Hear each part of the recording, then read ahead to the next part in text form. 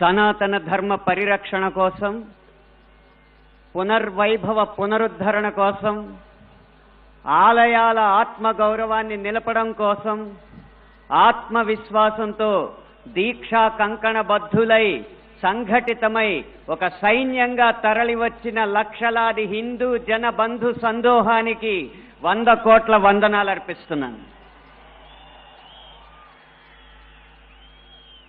సమకాలీన సమాజంలో చలనచిత్రం అనేది కళా ప్రదర్శనకి ఒక ముఖద్వారంగా మారింది. అది వెండి తెర మీదైనా, బుల్లి తెర మీదైనా, మన చేతుల్లో ఉన్న బుజ్జి తెర మీదైనా ఈ చలనచిత్రమే సంగీత, సాహిత్య, నృత్య, నటనాది కళారూపాల ప్రదర్శనకి ముఖద్వారంగా మారింది. అయితే వచ్చిన చిక్కల్లా ఏంటంటే, చలనచిత్రం, సినిమా అనేది ఒక వ్యాపారాత్మకమైన కళ, కళాత్మకమైన వ్యాపారం. వ్యాపారానికి కళాత్మకతని, కళాత్మకకి వ్యాపారాన్ని జోడించే క్రమంలో హిందూ ధర్మానికి కళంకం కలిగిస్తూనే వస్తుందన్న సత్యాన్ని నేను బాహాటంగానే అంగీకరిస్తున్నాను.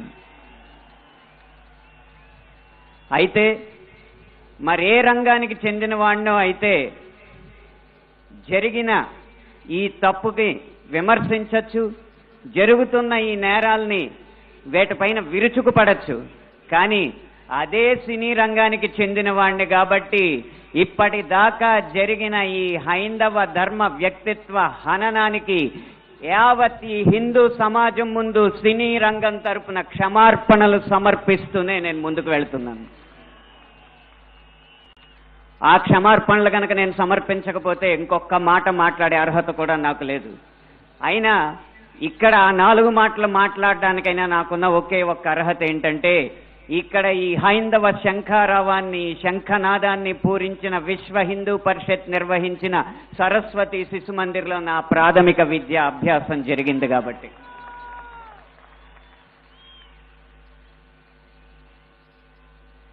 సినిమాల్లో హైందవ ధర్మం మీద దాడి ఎలా జరుగుతుంది, హైందవ ధర్మ హననం ఎలా జరుగుతుంది అనేది ఒక 3 కోణాల్లో 3-4 ఉదాహరణలో క్లుప్తంగా విభజించి వివరించే ప్రయత్నం చేస్తాను.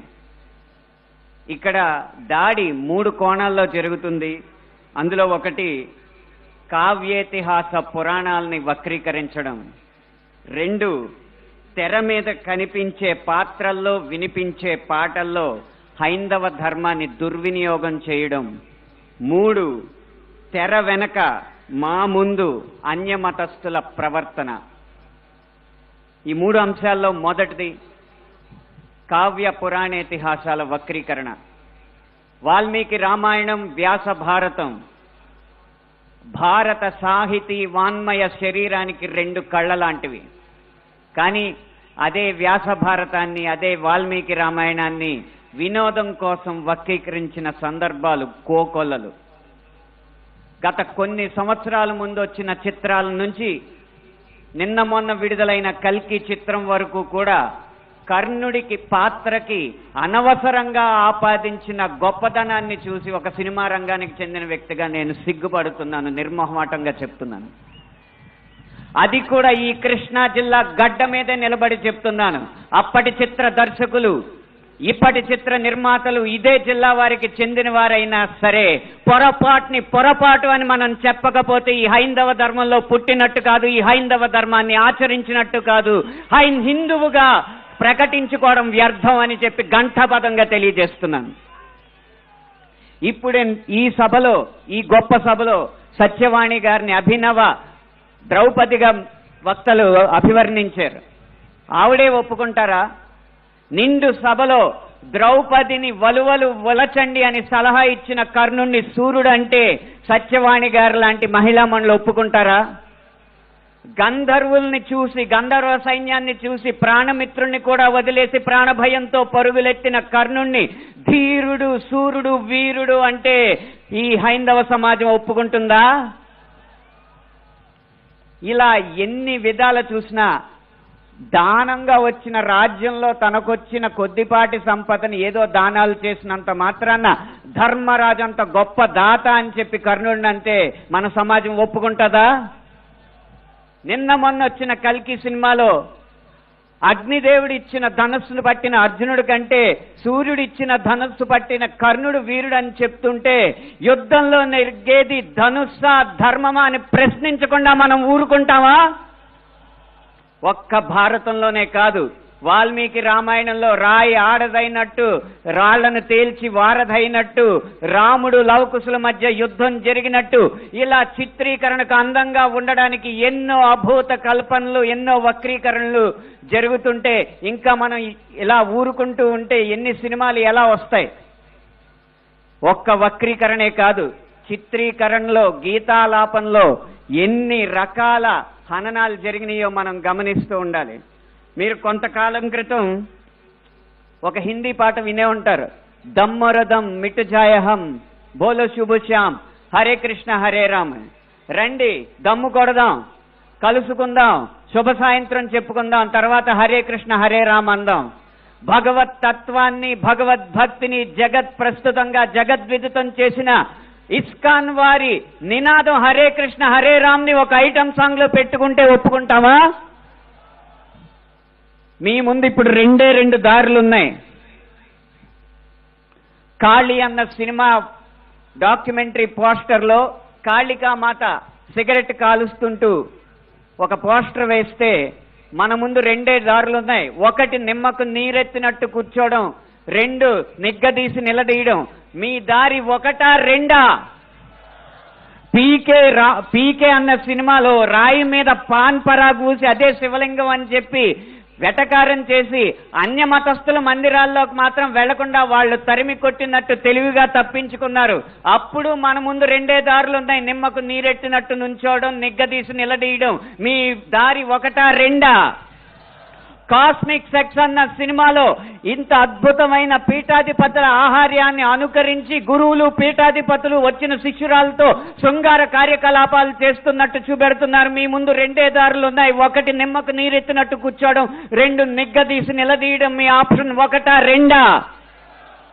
ఎంఎఫ్ హుసేన్ లాంటి చిత్ర దర్శకుడు, చిత్రకారుడు సరస్వతి, దుర్గా మాతల బొమ్మల్ని అశ్లీలంగా వేసినప్పుడు వారి కోవలోనే అక్రమ్ హుసేన్ అనే చిత్రకారుడు కృష్ణుణ్ణి బార్లో ఉంచి గోపికల్ని బికినీల్లో చిత్రించినప్పుడు మన ముందున్న దారులు రెండు. ఒకటి నిమ్మకు నీరెత్తినట్టు కూర్చోవడం, రెండు నిగ్గదీసి నిలదీయడం. మీ దారి ఒకటా రెండా? ఛత్రపతి శివాజీ తర్వాత అంత గొప్ప మరాఠా యోధుడు బాజీరావుని బాజీరావు మస్తానీగా ప్రేమ పిచ్చోడుగా చిత్రీకరించినప్పుడు మన ముందు రెండు దారులు ఉన్నాయి, ఒకటి నిమ్మకు నీరెత్తినట్టు కూర్చోవడం, రెండు నిగ్గదీసి నిలదీయడం. మీ దారి ఒకటా రెండా?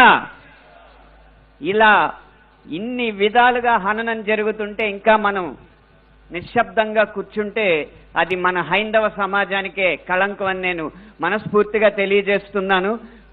పాటని ఎలా ఉపయోగించచ్చో, అదే హరే కృష్ణ హరే రామ్ని ఎలా ఉపయోగించచ్చో సీతారాం శాస్త్రి గారు మనకు తెలియజేశారు. హరే రామ హరే కృష్ణ కృష్ణ కృష్ణ హరే హరే. రామున్నైనా కృష్ణున్నైనా కీర్తిస్తూ కూర్చుంటామా, వాళ్ళేం సాధించారో కొంచెం గుర్తిద్దాం మిత్రమా. సంద్రం కూడా స్తంభించేలా మన సత్తా చూపిద్దామా, సంగ్రామంలో గీతా పాఠం తెలుపమా. ఇది పాట రాయడం అంటే, ఇది పాట ద్వారా సమాజ హితం కోరడం అంటే, ఇది పాట ద్వారా మార్పు తీసుకురావడం అంటే, ఇది పాట ద్వారా ఉత్సాహం రేకెత్తడం అంటే, ఉద్వేగం రేకెత్తడం అంటే, ఉత్తేజితుల్ని చేయడం అంటే. ఈ దారిలో మాలాంటి పాటల రచయితలు అందరూ నడవాలని నేను కోరుకుంటున్నా. ఇక ఆఖరి అంశం, మాకు వ్యక్తిగతంగా జరిగేది తెర వెనక సినిమాల్లో అన్య మతస్థులు చేసేది ఒక్క అనుభవం చెప్పి మీకు ముగిస్తాను. ఒక సినిమా పాట రాయడానికి నేను ఒక సంగీత దర్శకుడి దగ్గరికి వెళితే ఆ పాటలో బ్రహ్మాండ నాయకుడు అన్న హిందూ పదం ఉందని చెప్పి ఆ పాట చేయనన్నాడు. నువ్వు ఒక్క హిందూ పదం ఉందని చెప్పి పాట చేయనన్నావు కాబట్టి జీవితాంతం నువ్వు చేసిన ఏ పాటకి నేను రాయనని చెప్పి ప్రతిజ్ఞ చేసి 15 సంవత్సరాలుగా ఆ వ్యక్తికి నేను పాట రాయలేదు.